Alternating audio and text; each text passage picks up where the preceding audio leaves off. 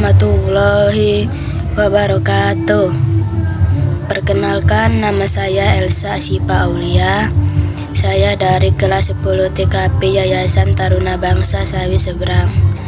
Di sini saya akan menjelaskan mengenai kesimpulan pembelajaran DPK. Pengertian dari hardware.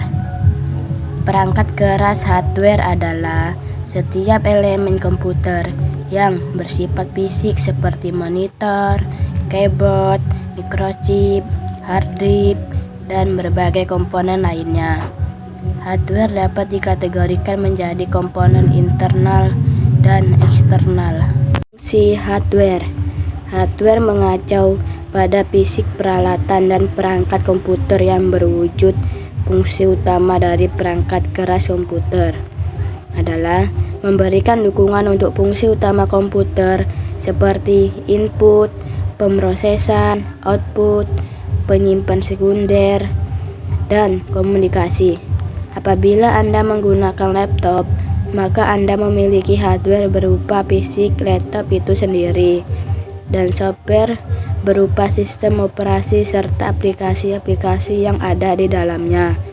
Dalam satu kasus, apabila Anda hanya memiliki softwarenya saja, yakni sistem operasi, aplikasi, dan program-program itu, artinya Anda hanya memiliki instruksinya saja.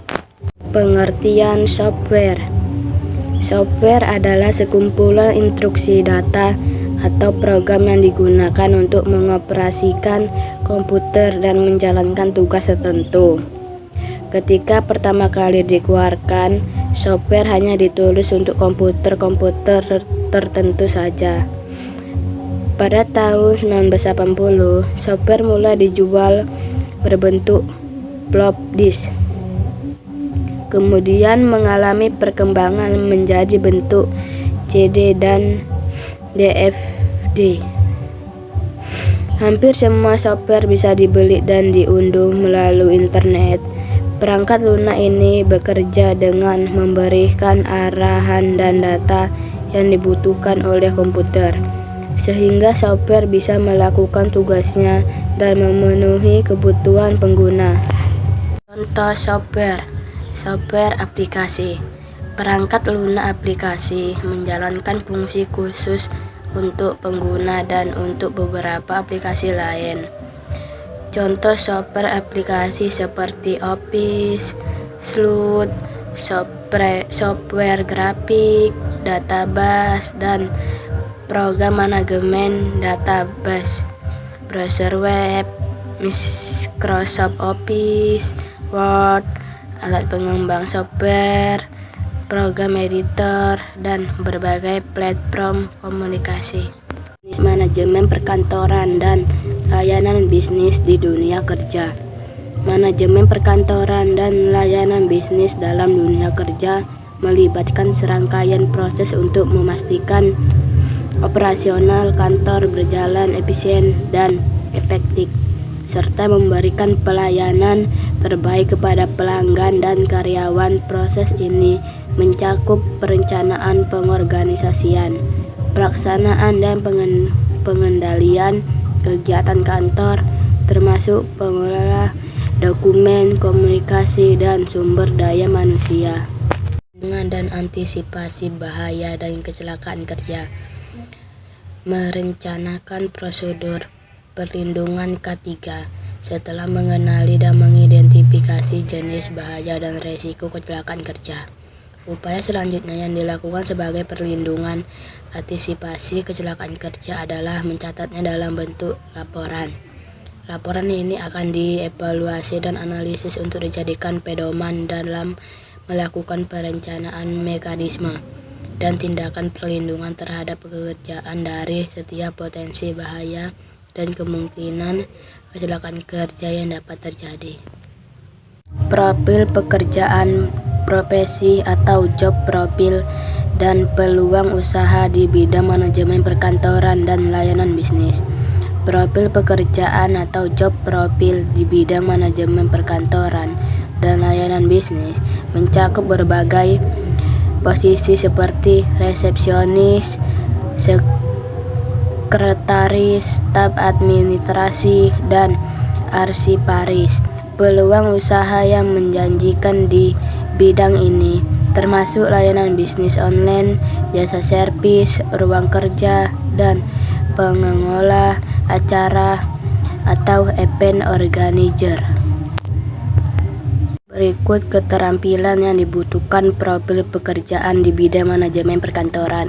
1. Keterampilan komunikasi. 2. Keterampilan interpersonal. 3. Keterampilan organisasi dan manajemen waktu. 4. Keterampilan analisis dan pemecahan masalah. 5. Keterampilan teknologi informasi. 6. Kemampuan beradaptasi dan berpikir kritis. 7. Kemampuan bekerja dalam tim. Dan antisipasi bahaya dan kecelakaan kerja. Merencanakan prosedur perlindungan K3 setelah mengenali dan mengidentifikasi jenis bahaya dan resiko kecelakaan kerja.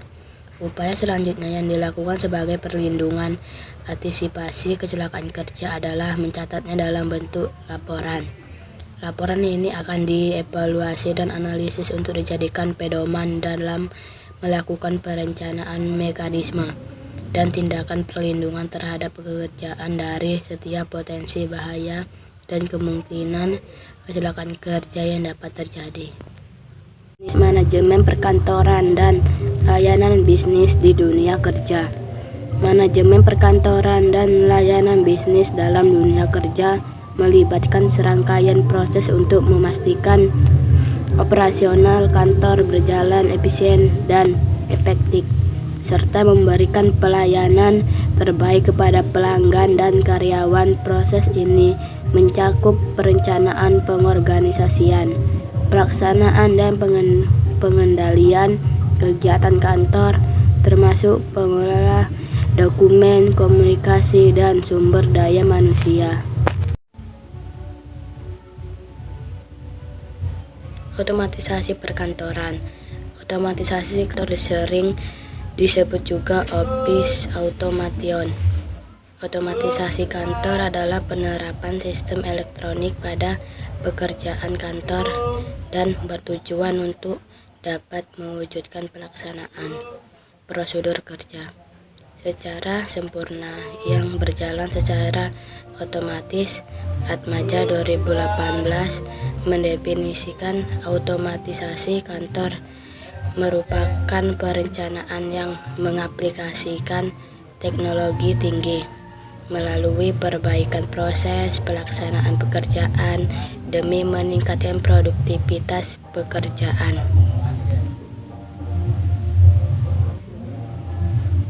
Sekian penjelasan dari saya mengenai kesimpulan pembelajaran DPK. Saya akhiri, billahi taufiq wal hidayah. Assalamualaikum warahmatullahi wabarakatuh.